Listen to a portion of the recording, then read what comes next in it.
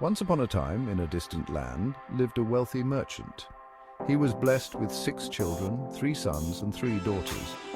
His daughters were all fair, but the youngest possessed a special charm. People called her Little Beauty, for her loveliness shone from within. Unlike her elder sisters, Beauty was humble and kind. She found joy in simple things, helping around the house and reading books in the garden. I cherish every moment in this garden. It's my little paradise.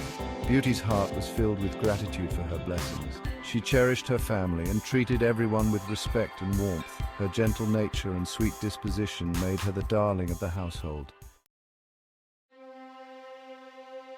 The 2 eldest daughters were the opposite of Beauty. Their days revolved around their appearances. Mirrors were their most prized possessions, reflecting their obsession with beauty. They spent hours preening themselves, admiring their reflections, and dreaming of lavish lives. Just look at us, sister. We deserve the finest things life has to offer. Indeed, our beauty is our greatest asset. We shall never settle for anything less than luxury. The sisters believed that their beauty was a ticket to a life of luxury and ease. Their vanity knew no bounds. They looked down upon those they considered beneath them, including their own younger sister. They scoffed at Beauty's simple clothes and lack of interest in fashion. They couldn't understand her contentedness and often mocked her quiet ways. How can she be so content with so little? It's beyond me. She lacks any ambition.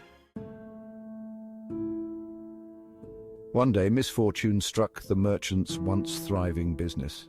A series of unfortunate events, including a raging storm at sea that destroyed several of his ships, led to his financial ruin. The family lost their grand home and all their possessions. They were forced to leave behind their life of luxury and move to a humble cottage in the countryside. My dear children, I am afraid I have terrible news. We have lost everything. The news came as a devastating blow to the entire family. The merchant was heartbroken to see his children, who had known only comfort and abundance, face such hardship. He worried about their future, unsure how to provide for them in their reduced circumstances. This cannot be happening. What will become of us? Our lives are ruined. Beauty accepted their change in circumstances with remarkable resilience. She knew that their lives would be different, but she refused to let despair consume her. Instead, she focused on the positive, finding solace in the love of her family and the beauty of their new surroundings. We may have lost our wealth, but we still have each other. That is what truly matters. While her sisters wasted time lamenting their lost fortune, Beauty embraced their new life with open arms. She found joy in simple pleasures, like tending to the garden and helping with household chores. This garden is a new beginning for us. I believe we will find happiness here. Her cheerful disposition and willingness to work hard inspired her brothers to find employment in the village. She became a pillar of strength for her family, proving that true beauty lies not in material possessions, but in the goodness of one's heart. Shadows of discontent, the sisters lament. The elder sisters, however, were consumed by their misfortune. We were once surrounded by luxury, and now look at us, stuck in this dreadful place. I can't bear it any longer.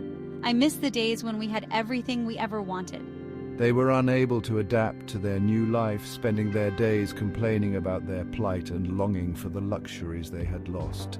They refused to lift a finger to help with the chores, believing such tasks were beneath them. Their days were filled with bitterness and resentment. Why should we have to work? This is all Beauty's fault. Yes, she seems to enjoy this miserable life, but we deserve better. They envied Beauty's ability to find joy in their simple life and often lashed out at her, blaming her for their misfortune. A glimmer of hope, news from afar. One day, a letter arrived at the cottage, bringing a flicker of hope to their lives. My dear family, I bring good news. One of our long-lost ships has returned to port, laden with valuable cargo. I will be returning home soon with gifts for each of you. The news brought immense joy to the family. The merchant's return meant that their financial woes were finally over. They could return to their comfortable life in the city, a prospect that filled the elder sisters with uncontainable excitement. Oh, finally, we can leave this dreadful place. I can't wait to be back in the city, surrounded by luxury. Greed's grip extravagant desires. The elder sisters, their imaginations running wild with dreams of renewed wealth, began to plan their requests for their father. I want the finest silks and satins, jewels that will dazzle everyone, and perfumes, the most exquisite ones, and gowns that will make us the envy of all at the grandest balls. Their hearts, once hardened by misfortune, were now consumed by greed. They had learned nothing from their experience, their desires fueled by vanity and a yearning for material possessions. Their requests reflected their superficial nature and their belief that happiness could be bought with wealth. We will show everyone that we are back and better than ever. Yes, our return will be the talk of the town. And so their dreams were filled with visions of grandeur, their hearts blind to the lessons of humility and simplicity. Don't disappoint Father with your peasant desires. Yes, Beauty, we know your wish will be as simple and unremarkable as you. All I wish for is your safe embrace, Father. Your love is the most precious gift of all. Her words, filled with genuine love and affection, touched the merchant's heart deeply. He realized that his youngest daughter possessed a rare and precious beauty that transcended physical appearance. He was grateful for her kind heart and unwavering love, traits that shone brighter than any jewel. Upon the merchant's return, the elder sisters were showered with the extravagant gifts they had so eagerly desired. Look at this. It's even more beautiful than I imagined. Oh, this is perfect. Just what I wanted. They ripped through the packages with unbridled excitement, their faces aglow with delight.